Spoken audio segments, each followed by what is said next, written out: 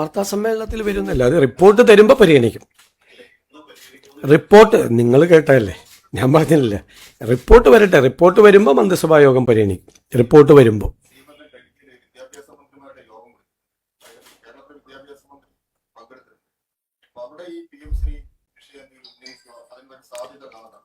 അല്ല, അത് അവിടെ ഉന്നയിച്ചാൽ അതിന് നമ്മുടെ നിലപാട് നമ്മളവിടെ പറയും. നമ്മൾ എന്ത് നടപടിയാണ് ഇതിനെ സ്വീകരിച്ചിരിക്കുന്നത് വിശദമാക്കും കേന്ദ്രമന്ത്രിയുടെ യോഗത്തിൽ.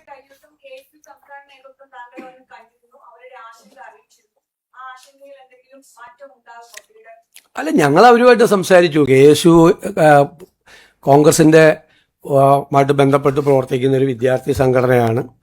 അവരുമായിട്ട് ബന്ധപ്പെട്ട കാര്യങ്ങൾ അവർ വന്ന് സംസാരിച്ചു. അവർ പറയുന്ന പരാതികൾ ഞങ്ങൾ ശ്രദ്ധയോടുകൂടി കേട്ടു. അതിൽ ഗവൺമെന്റിന്റെ ഭാഗത്തു നിന്നുള്ള ക്ലാരിഫിക്കേഷൻ എന്താ അതിന്റെ കാരണം എന്ന് അവരോട് വിശദീകരിച്ചു. പിന്നെ നിങ്ങൾ പ്രചരണം നടത്തിയത് മുഖ്യമന്ത്രിയെ കാണാൻ അനുമതി കൊടുക്കുന്നില്ലെന്ന് ഒരു കാര്യം ഞാൻ വ്യക്തമാക്കാൻ ആഗ്രഹിക്കുന്നു.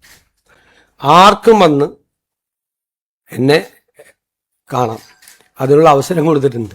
നിങ്ങൾക്കറിയാലോ, ആയിരക്കണക്കിന് ആളുകളാണ് കാണാൻ വരുന്നത്. 10,000-കണക്കിന് പരാതികളാണ് കിട്ടുന്നത്. ആ പരാതികൾ പരിഹരിക്കാനുള്ള സംവിധാനവും മുഖ്യമന്ത്രിയുടെ ഓഫീസിൽ ചെയ്തിട്ടുണ്ട്. ആർക്കും വേണമെങ്കിൽ, ഒരാൾക്കും എൻ്റെ ഓഫീസ് ഇതുവരെ അനുമതി നിഷേധിച്ചിട്ടില്ല. നിങ്ങൾ പല വാർത്തകളും കൊടുത്തു അനുമതി നിഷേധിച്ചെന്ന്. ഇത് ശരിയല്ല. കാരണം ഒരു വ്യക്തിക്ക് കാണാൻ പറ്റാവുന്നതിൻ്റെയൊക്കെ അപ്പുറത്താണ് ആളുകളെ കാണുന്നത്. തീരെ സാധാരണക്കാരും പാവപ്പെട്ടവരുമായ ആളുകൾ കേരളത്തിൻ്റെ വിവിധ ഭാഗങ്ങളിൽ നിന്ന് വരികയാണ്. വിവിധ സംഘടനകളെ പ്രതിനിധാനം ചെയ്തുകൊണ്ടുള്ള ആളുകൾ വരികയാണ്.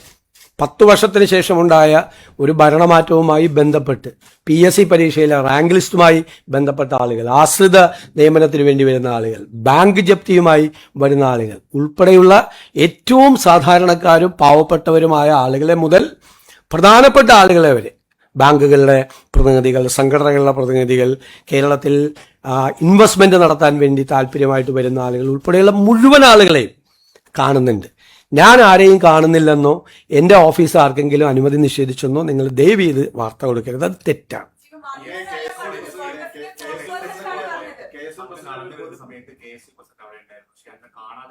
ഞാൻ അദ്ദേഹത്തെ കണ്ടില്ലല്ലോ. ഞാൻ മാത്രമല്ല, അവിടെ മാധ്യമങ്ങളുടെ മുമ്പിലാണ് ഞാൻ ഇറങ്ങി വന്നിട്ട്. 2:50-നാണ് തേവര കോളേജിൽ നിന്ന് ഇറങ്ങുന്നത്. 3 മണിക്ക് പ്രധാനമന്ത്രി പങ്കെടുക്കുന്ന മീറ്റിംഗ് ആണ്, റെയിൽവേ സ്റ്റേഷനുകളുടെ ഉദ്ഘാടനം. 2:50-ന് അവിടെ നിന്ന് സ്റ്റാർട്ട് ചെയ്താൽ 3 മണിക്ക് കൃത്യത്തുള്ളൂ. ഞാൻ ഏറ്റവും വേഗത്തിൽ, വളരെ വേഗത്തിൽ നടന്ന് വണ്ടിയിൽ കയറി അവിടെ എത്തുകയായിരുന്നു. KSU പ്രസിഡന്റ് കണ്ടു കഴിഞ്ഞാൽ, എൻ്റെ ജില്ലക്കാരനായിരുന്നു, എൻ്റെ ജില്ലയിലെ KSU പ്രസിഡന്റ് ആയിരുന്ന ആളെ കണ്ടിട്ട് ഞാൻ മൈൻഡ് ചെയ്തില്ല എന്നുള്ളൊരു വാർത്ത.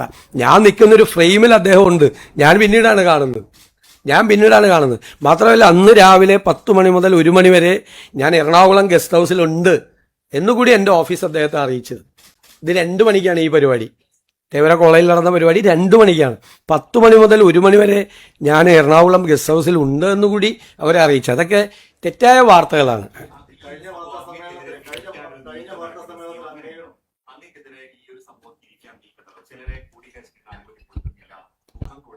അതല്ലേ ഞാൻ വളരെ ക്ലിയർ ചെയ്ത് പറഞ്ഞത്. ഇനിയുള്ള കാലത്തേക്ക് കൂടിയല്ല പറഞ്ഞത്. ഒരാൾക്കും അനുമതി നിഷേധിച്ചിട്ടില്ല, ഞാനും എൻ്റെ ഓഫീസും.